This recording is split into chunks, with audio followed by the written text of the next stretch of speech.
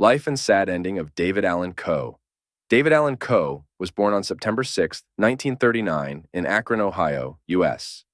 His favorite singer as a child was Johnny Cash. After being sent to the Starr Commonwealth For Boys reform school at the age of 9, he spent much of the next 20 years in correctional facilities, including 3 years at the Ohio Penitentiary. Coe claimed he received encouragement to begin writing songs from Screamin' Jay Hawkins, with whom he had spent time in prison. After concluding another prison term in 1967, Coe embarked on a music career in Nashville, living in a hearse which he parked in front of the Ryman Auditorium while he performed on the street. He caught the attention of Shelby Singleton, owner of the independent record label Plantation Records, and signed a contract with his label. Coe's musical style derives from blues, rock, and country music traditions. His vocal style is described as a throaty baritone. His lyrical content is often humorous or comedic, with William Ruhlman describing him as a near parody of a country singer. Stephen Thomas Earlywine describes Coe as a great, unashamed country singer, singing the purest honky-tonk and hardest country of his era. He may not be the most original outlaw, but there is none more outlaw than him. Coe's lyrics frequently include references to alcohol and drug use and are often boisterous and cocky. Coe's debut album Penitentiary Blues was described as voodoo blues and redneck music by AllMusic's Tom Jurek. It focused on themes such as working for the first time, blood tests from veins used to inject heroin, prison time, hoodoo imagery, and death. The album's influences included Charlie Rich, Jerry Lee Lewis, Bo Diddley, Lightnin' Hopkins, and Tony Joe White. Coe later explained to Christopher Engelhardt of Revue, "I didn't really care for some of the country music until people like Chris Christopherson and some of those people started writing songs. They had a little more to say than just, 'Oh baby, I miss you,' or whatever. I don't do anything halfway." Once I got into country music, I went back and researched it and learned everything there was to know about it. I could do impersonations of Roy Acuff, Ernest Tubb, Hank Snow, Marty Robbins, just about anybody.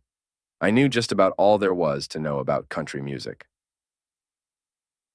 Coe's first country album, The Mysterious Rhinestone Cowboy, has been described as alt-country, pre-punk, and a hillbilly version of Mark Bolan's Glitz and Glitter. Credited influences on the album include Merle Haggard. In his early career, Coe was known for his unpredictable live performances, in which he would ride a Harley-Davidson motorcycle onto the stage and curse at his audience. Coe has also performed in a rhinestone suit and a mask which resembled that of the Lone Ranger, calling himself the Mysterious Rhinestone Cowboy. The album Rebel Meets Rebel featured a song, Cherokee Cry, which criticizes the United States government's treatment of Native Americans. When asked why he did not write more political songs, Coe replied, "I live in my own world, not the world. I just write songs about what affects me in everyday life." At one point, I wrote a song that was sort of a protest about when they were talking about drafting women into the military. It was about my son making it past the draft, but my daughter didn't, and I've done Farm Aid.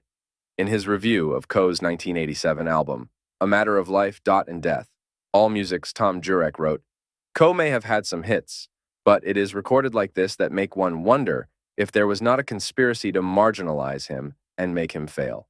Coe is a brilliant songwriter well into the 21st century and deserves to be lauded along with the likes of Nelson and Jennings and Christopherson and Newbury and even Cash.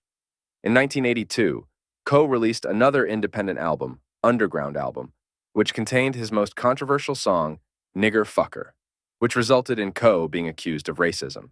Primarily because of this song, the material recorded by singer and white supremacist Johnny Rebel is mistakenly attributed to Coe.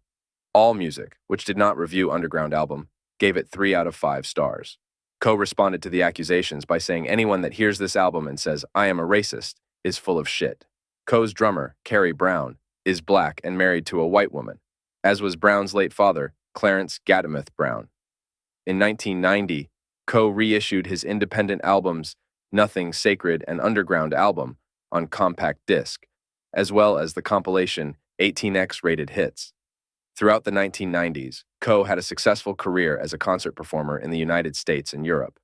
In 1999, Coe met Pantera guitarist Dimebag Darrell in Fort Worth, Texas, and the two musicians, struck by the similarity of the approaches between country and heavy metal, agreed to work together and began production on an album.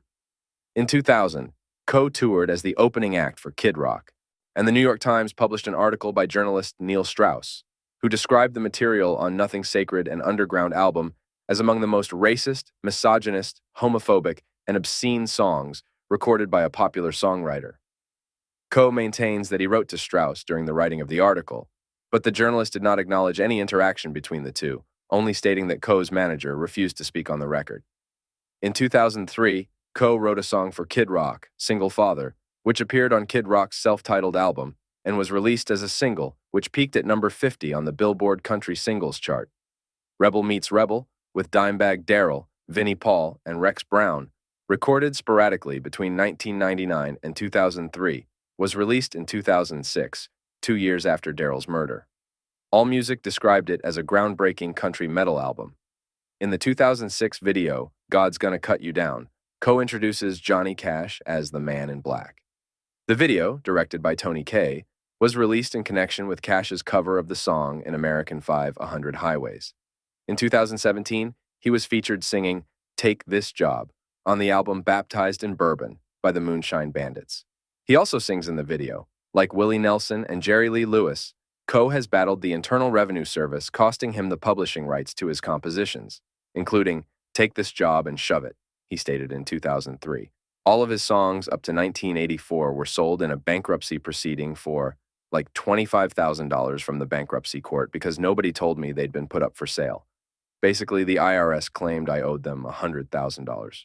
Coe said, I was living at a place, and we had a flood, and everything was destroyed. They knew I didn't have any records, any proof of what I did have and what I didn't have. So I just filed for bankruptcy. Nelson chose to deal with them. I chose not to. I am totally straight with them now. The only income I have is the money I make on the road performing and from the new songs that I own. In another interview, Coe added, all the songs on the X-rated albums were sold.